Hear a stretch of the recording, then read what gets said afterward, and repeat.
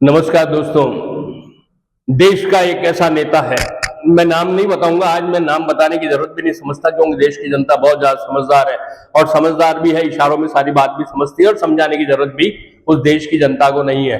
इस देश का नेता जो अब शहजादा भी है, युवराज भी है, जाने क्या क्या है, भारत से बाहर जाके भारत की बुराइयां करता है, भारत में रहकर भारत के खिलाफ बात करता है, भारत में रहकर प्रधानमंत्री निवास के बाहर धरना देता है, संसद में बैठकर आंख मारता है, तमाम तरीके की वो चीजें करता है क्योंकि उसकी आदत में शामिल है। लेकिन अभी हाल ही उसने एक बात कही, उसने कहा कि मैं नरेंद्र मोदी को फोन करता हूं तो नरेंद्र मोदी मुझसे कहता है, बोलिए सर, मैं आपका क्या काम कर सकता हूं।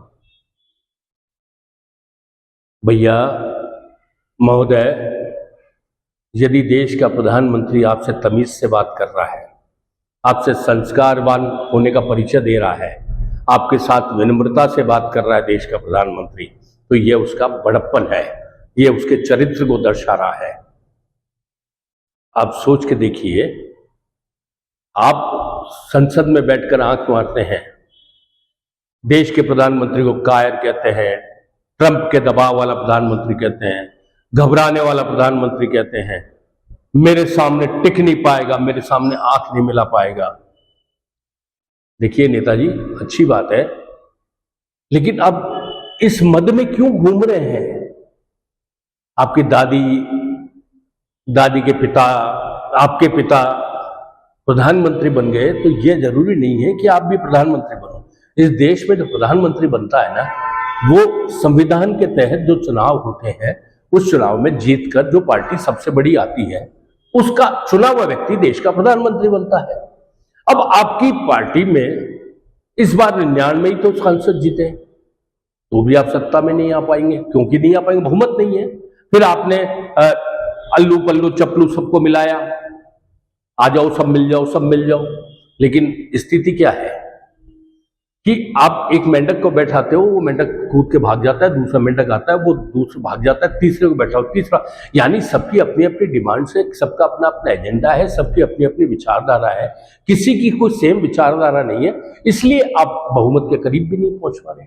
आज आप सोच के देखिए, कितने साल से आप सत्ता से बाहर हैं और अहंकार आप में ऐसा है नेताजी कि आपको सब कुछ छोटा लगता है। आप कहते हैं मैंने नरेंद्र मोदी को पागल कर दिया, उसे रात रात भर नींद नहीं आती है। तो आप कहीं घोस्ट है? कहां के जिन्न प्रेत की स्थिति है आपकी? आप सिर्फ एक परिवार से जो चल रहा है, जिससे पूरी पार्टी चल रही है, उसके एक शख्स है, एक सांसद ही तो है आप। लेकिन इस तरीके की बातें आप करके आप अपने कद को डाउन करे जा रहे हैं लगातार। आप अपनी पार्टी के आधार को मजबूत नहीं कर रहे।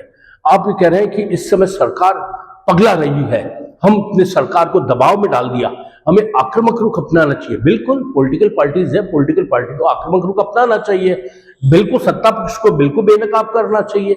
लेकिन सत्ता पक्ष को बेनकाब करते करते आप देश विरोधी क्यों हो जाते हैं भैया?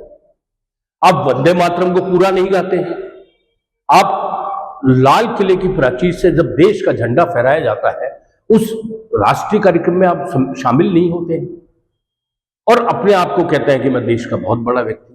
तो मेरा आपसे आग्रह है नेताजी, पार्टी को मजबूत करने के लिए, संगठन को मजबूत करने के लिए, लोगों के दिलों में जगह बनाने के लिए, लोगों के लिए एक रोल मॉडल के रूप में अपने आप को पेश करना होता है, आदर्श मुकाम हासिल करना होता है, तब जाकर देश में माहौल बनता है, तब जाके ही देश की सत्ता हासिल की जा सकती है।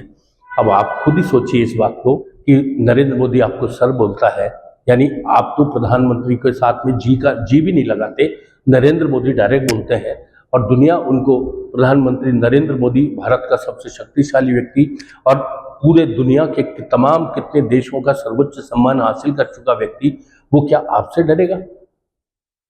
वो सत्ता में पिछले तीसरी बार का प्रधानमंत्री है और यही स्थिति रही तो 2029 के चुनाव के परिणाम का आपको अग्रिम रूप से ज्ञान हो जाना चाहिए, क्योंकि अब स्थितियां पलटेगी और अब स्थितियां जो पलटेगी वो बहुत ही ऐसे घुमाव पर लाके आपको खड़ा करेगी जहां से निकलना करना बहुत दूर की बात होगी, बल्कि एक चक्रव्यूह में फंसना जैसा होगा। आप बने रहिए हमारे साथ। राजनीति के इसी तरीके की बातों के ऊपर बिल्कुल चुटकियां लेने का सिलसिला जारी रहेगा, लेकिन कोई किसी से ना तो डरता, ना कभी कोई किसी से डरेगा। ये गलतफहमी किसी को है तो दिमाग से जरूर निकाल देनी चाहिए। आप बने रहे हमारे साथ, हम आपको यूं ही अपडेट देते रहेंगे। तब तक के लिए दीजिए मुझे इजाजत। नमस्कार।